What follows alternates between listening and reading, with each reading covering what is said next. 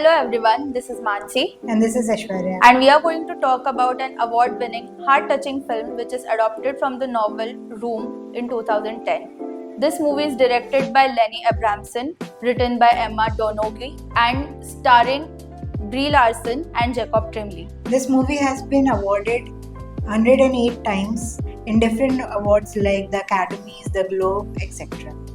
This movie is very interesting as this director, Lenny Abramson, he has been awarded for other 3 movies also, like What Did Richard Do, Garage and Adam and Paul.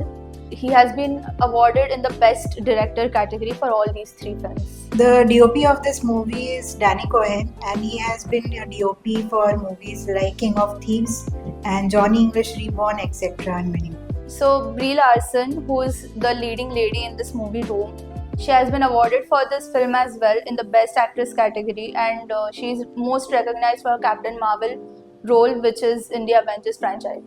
Jacob Tremblay plays the little boy in this movie. He has received multiple awards for this movie, Best Young Performer and People's Critics' Choice Awards. He was known for the role of the boy who lived in captivity for this movie. Room is a thought-provoking film, and it's about a woman named Joy who lives in captivity and has given birth to a son in captivity. And it's a very emotional movie, and we'll know more about it as we discuss with Mansi here. What would you like to discuss? I like the opening scene of the film a lot. Shows the bondness between Ma, who is Joy, and her son Jack. And we can clearly see that they spend their days and nights in the same room. From day they plan activities together, they exercise together, they play games. She checks his height as his birthday comes up, and a lot of things they do together. We really see that they both have been staying in the room for so long that the boy's hair is really long. And it can be a little misleading that we think it's a girl, but then she says that you are a big boy now, and we understand that Jack is a boy. So it really shows how compact the room is and how they live together in the same room. Yeah, and the opening scene where it's Jack's 5th birthday, and we get to know that he is grown now and he's a boy when his mother says that now you're a big boy. So we get to know that he's a boy from that very line. And they bake a birthday cake, and Jack is not happy that he doesn't have birthday candles, but his mom says that we can only ask for essential items, and clearly birthday candles are not one. So to make him feel better and compensate the situation, she ends up finding a toy car from somewhere, and we get to know in the next scene of how she ends up finding that one. So we see that in this movie there's a new character introduced, Old Nick, who comes in the night and he has a conversation with Jack's mother. And in the same time we see that Jack is hidden in the wardrobe. He's asked to sleep in the wardrobe when Nick comes, and out of curiosity he sees through the little windows of the wardrobe, and Nick senses something, that someone is watching him, and he tries to lure Jack with a candy bar, but Jack doesn't come out because he knows better. And the next day we see that Jack, out of curiosity, does come out when Nick is in the room, and he notices that Nick and Ma are sleeping, and he tries to go a little near to Nick. At the same moment, Nick wakes up from his sleep and he grabs Jack by the arm, and Ma is also now woken up and she warns Nick not to hurt Jack in any way. But in this process we see that Nick harms the mother, and that is the turning point when she thinks that she needs to escape from this room, not for just her sake but for Jack also, as they both are not safe here anymore. True, up until that night, Jack used to believe the room is the entire world. He didn't know that there was a world outside the room, and he lived in captivity and everything.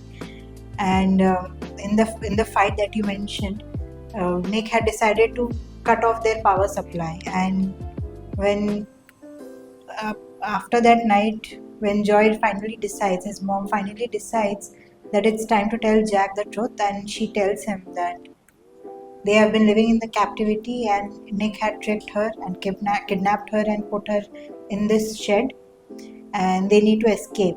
So she finally decides a plan to escape, and by pretending that Jack is sick with fever because of that power outage that Nick had done. And she decides to pretend that he has fever, and she begs Nick to take him to the OR, to the hospital, but he denies to. So her first plan is kind of fails, and then she doesn't give up, but she decides to get on another plan and decides to pretend that Jack is now dead, and she rolls Jack in the carpet and asks him to play dead and stay dead like that. He's very hesitant, he's not comfortable with his escape plan and the pretending and everything, but he still tries to play along with for his mother. He barely understands what is going on. He's still understanding, okay, this is the reality. And she specifically gives him a note which says, "Help me." And he has that rotten tooth of his mother. And she says that when you get on Nick's truck, the truck that he will take possibly outside, he has to wiggle out and jump and call for help.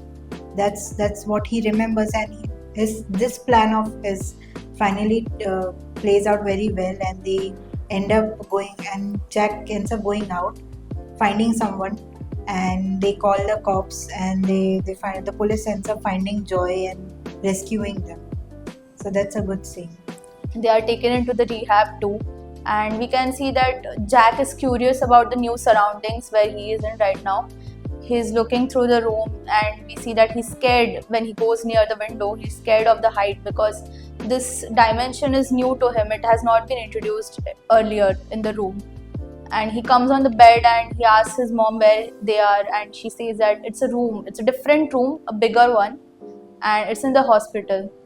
At the same time, when the doctor arrives with the breakfast, we see that he's scared of the male figures, particularly because It reminds him of old Nick. yeah, the resemblance, we can clearly see that old Nick and the doctor, they look very similar, and he clings to his mother. So we can see that his fear of male figures in the life, because I don't think that he has not been out in the outer world even for a second since he was born, and in the captivity, old Nick and his abuse are the only thing he has seen. So it is understandable the fear he has. So when they are out of the rehab, we see that Joy is back with her parents, and they're opting for a lawyer to arrest Nick and put a case on him.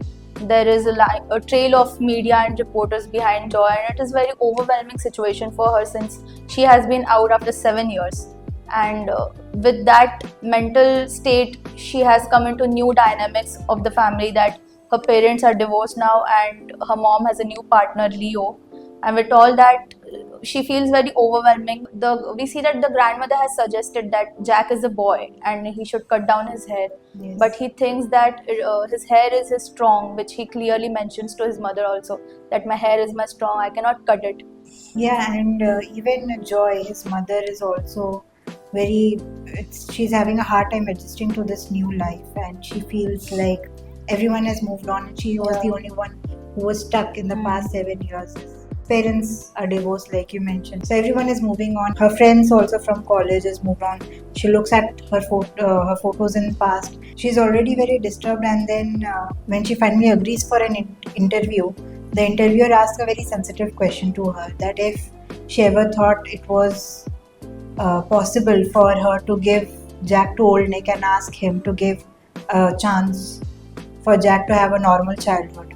She's already very depressed, but this question ends up triggering her, and she tries to attempt suicide, and she feels like she's a bad mother. And Jack finds Joy unconscious in the washroom, and his grandmother ends up taking Joy to the hospital. Meanwhile, Jack is still adjusting to this life, and his grandmother's boyfriend, Leo, is helping Jack adjust, trying to cheer him up by getting a new dog. His Joy tries to apologize to Jack for doing such a thing over the call. He asks her to come back, but she says, "I need a little bit time." And Jack feels like, okay, my mom is actually not doing okay. It's very visible that he is concerned about her. So he asks her grandmother to cut his hair, which he initially didn't want to, and send it to his mom so she can have his strong, and she can also find strength in recovering and coming back faster. So we see that it's a very, from a 5-year-old boy perspective, it's a very moving thing. What I feel is Joy's trauma source is very deep. Like when you mentioned about the scene where media is interviewing her and questioning her as a mother.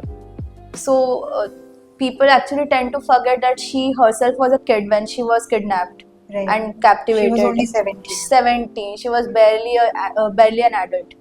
And in that age, when she had a child, she's trying to raise that child as a better human being in the captivity. And then triggering her with such questions, that completely led her to the suicide.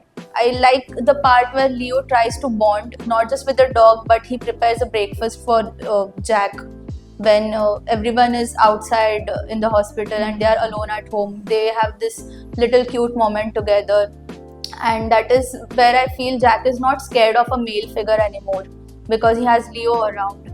And meanwhile, after rehab, when Joy comes back, she sees that Jack has made a new friend and they're playing together. So finally, what she wanted, she is getting towards it. Jack is also adapting to the new life, and Jack also sees that his mother is back and goes and hugs her tightly.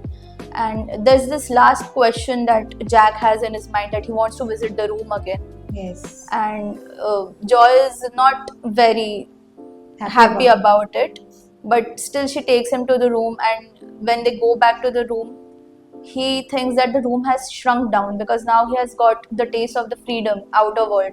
So he thinks the room has shrunk, but Joy tells him the room is as it is. They lived here.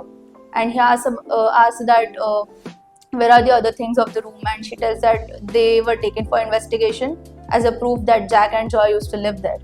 So we finally see that Jack has said goodbye to his wardrobe, to the chair 1, chair 2. So these little things, little habits have become a daily routine for him, but he's adjusting to the new life. And then he says that the door is open, so it's not a room actually. And Joy tells him, should I close the door? But now that he knows what freedom is, he's not agreeing to it, and he says that do not close the room. And they say goodbye, their final goodbye to the room, and they leave together. So I think it's a very bittersweet end, but good. They need freedom for it.